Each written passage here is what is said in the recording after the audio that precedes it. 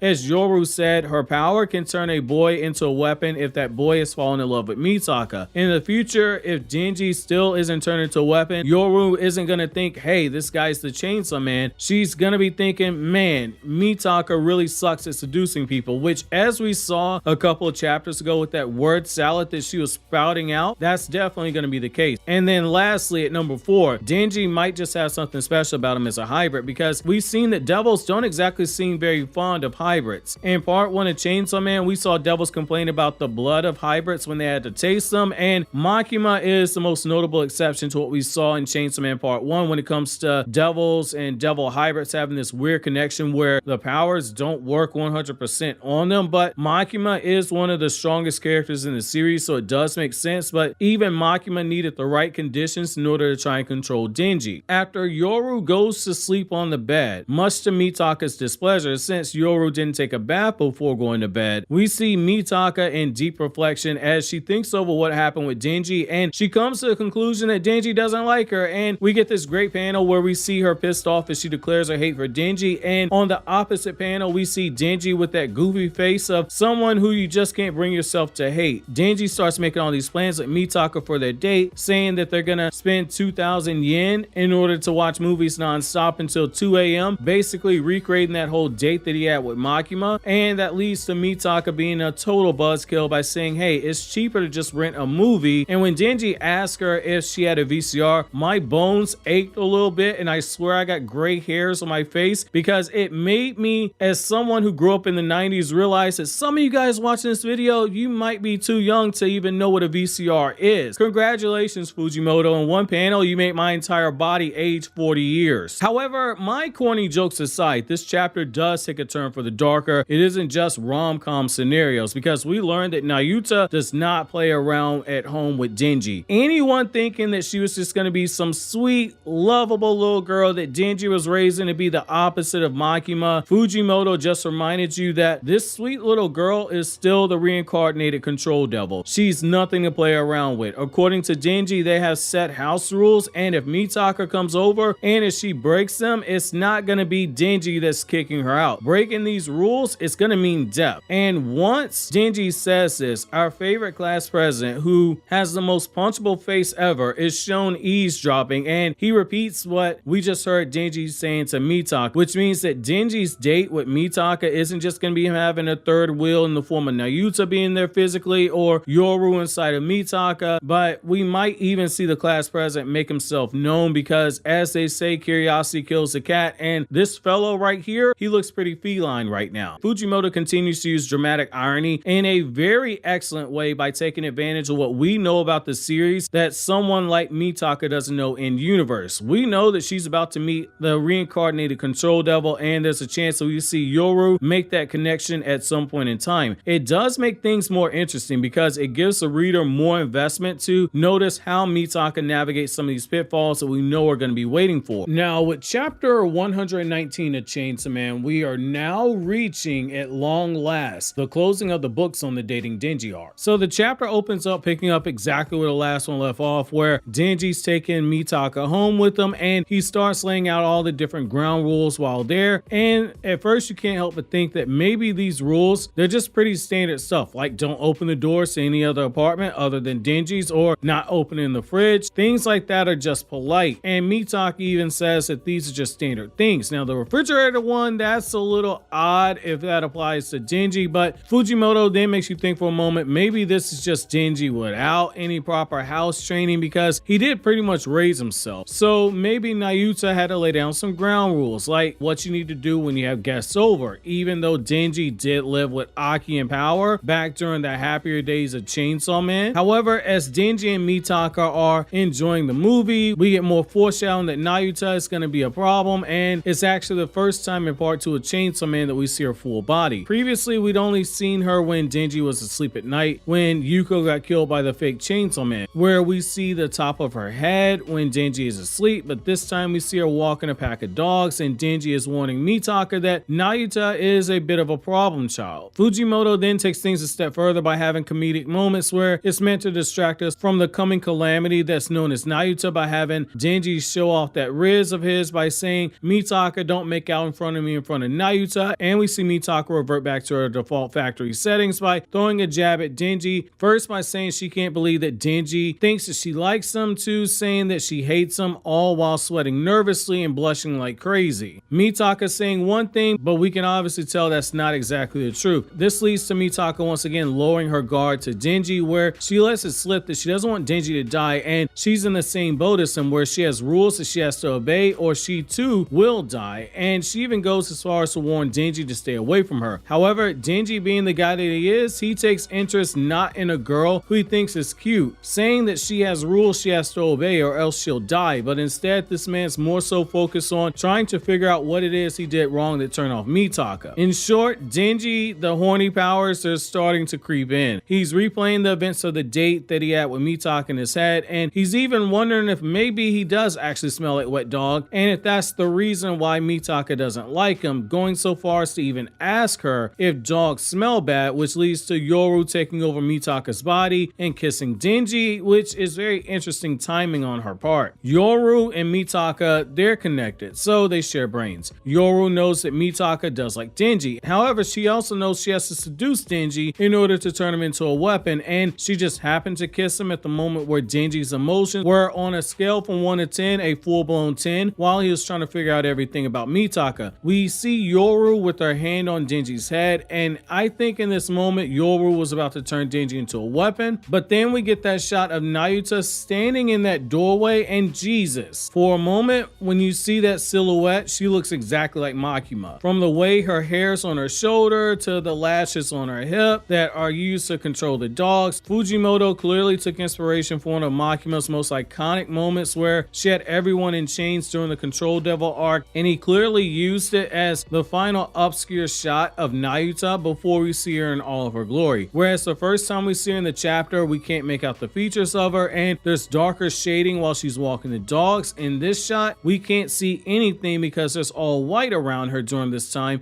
because the light is coming in. She's definitely being teased as being another mini Makima potentially, but the choice of contrast between the light and the dark in both of those shots, combined with the fact that when we first see her when Yuko dies and Nayuta is asleep on top of Denji, I think that crazy Baka Fujimoto might be using imagery to hint at the fact that her true nature is still asleep. She can go either to the light or she can go to the dark. Good God, this is brilliant. The chapter ends off with Nayuta calling Yoru a thief, and we see those chains burst from her fingers, and it goes right through Yoru's head, which in my opinion pretty much confirms my suspicion. Yoru was in the process of trying to place Denji under her control as a weapon, and Nayuta stepped in to prevent this from happening. She used the word thief. The word thief implies that she was trying to take something that belonged to Nayuta, and that was obviously Denji, and thus this makes this the perfect segue into the final chapter of the Dating Denji arc. The chapter opens up exactly where the last one left off, where Yoru has those Control Devil chains go right through her skull, and Fujimoto wastes no time letting us know that anyone who predicted that the Control Devil's powers would work on Yoru despite Yoru being a horseman, they were absolutely correct, because Yoru begins to start barking on command for Nayuta while she's on her hands and her knees, and when Denji asks her, hey, why'd you turn my date into a dog, Nayuta flat out says that it's because she spit on her property, which, wow. Between Nayuta just outright laughing at Yoru, that line about her spitting on the property has me shook, and it should have you somewhat shook as well, because we're seeing the light and the darkness of Nayuta at work here. On one hand, when she says she spit on her property, it's clearly a reference to the last chapter, where Denji was swapping spit with Yoru, but on the other hand, hearing her just outright refer to Denji as her property makes me feel a little bit sad inside for Denji, even though there are multiple ways you can interpret what Nayuta was saying here. However, let's focus on the property aspect of it first. Like, it makes a lot of sense. Nayuta is the reincarnated Control Devil, but hearing her refer to Denji as Nayuta's personal property, it just further continues the dehumanization of Denji. Like in part 1, we saw repeatedly people didn't view him as human, from the Yakuza to even Makima, and now you have Nayuta to a degree. However, Fujimoto, being the clever writer that he is, makes you go from thinking, okay, Nayuta might be going down the same road as Makima, to then you get moments where she's giving the thumbs up to Denji when she agrees to turn Yoru back to normal if Denji makes something to eat for. Not only that, but we continue to see some of what Denji was talking about a few chapters ago when he told Mitaka that Nayuta was smart, because we see her observation on full display when she warns Denji that it's not really in his best interest to have Nayuta turn Yoru back to normal. She flat out tells Denji, look, every woman that you've tried to meet, she tries to kill you. And she takes this step further by telling Denji her condition isn't just food, but Denji also isn't supposed to interact with Mitaka / Yoru ever again, with Nayuta flat out telling Denji that he doesn't smell correct, which is our first sign that Nayuta on some level is at least aware that Yoru is in there, even if she hasn't put all the dots together due to Nayuta being the reincarnated Control Devil. She at least least knows something isn't right, and she knows that Yoru is a threat to Denji. While Denji does protest this at first, I think the more important thing is that Fujimoto in this moment showed us quite a few things. Number one, Nayuta's still a child. She's a blank canvas that can be dyed any color that somebody sees fit, but also she not only cares about Denji, but she cares enough about him to try protecting Denji from himself. And the way that Fujimoto does this is just downright genius, because he's taking several tropes and beliefs that exist in the real world, which is that children are so innocent that they can see things in a black and white fashion, basically the true intentions of someone, if they're good or they're evil. Adults tend to lose that innocence as they get older and view the world in a more complicated way, because adults understand that in this world there are a lot of shades of gray. Nayuta has both that child's instinct, but she also has shown that she has the intuition of a woman, and she has enough wisdom to go off of more than just her gut feeling, but instead use that gut feeling to make a logical decision in a very quick way. Nayuta, she isn't just adorable, she's also in this one chapter showing that she's got the makings to be a very good character. Now, the other thing here too is that we see more layers added to Nayuta, because she tells Denji that she's going to alter Yoru's memories to make her think that Denji stood her up, and the layers that we're getting here are that on some level we're seeing that she might be a child, but she does have some of the tendencies of Makima still in there, which makes sense. She's even begun to start wearing her hair in a way that should remind you of Makima, but when you think, oh man, Denji might be in trouble, we get that panel where she's giving Denji the peace sign, and she just looks so adorable, you start thinking that Nayuta must be protected at all costs. True to her word, Nayuta alters Mitaka's memories, and when Mitaka begins speaking to Yoru, we get that dump of text that at first make you think that you're reading a Hunter x Hunter chapter, but what I like about Mitaka's 200-page rambling that we get here is that we see more of her personality. Both times she's gone into those long-winded speech bubbles, it's been when she's been uncomfortable or unsure. She turns into a chatterbox, something I can relate to. When I first meet someone for the first time, I either get nervous and I start rambling, or I get quiet and I try to read their intentions first. There is no in between. Mitaka is on some supreme copium when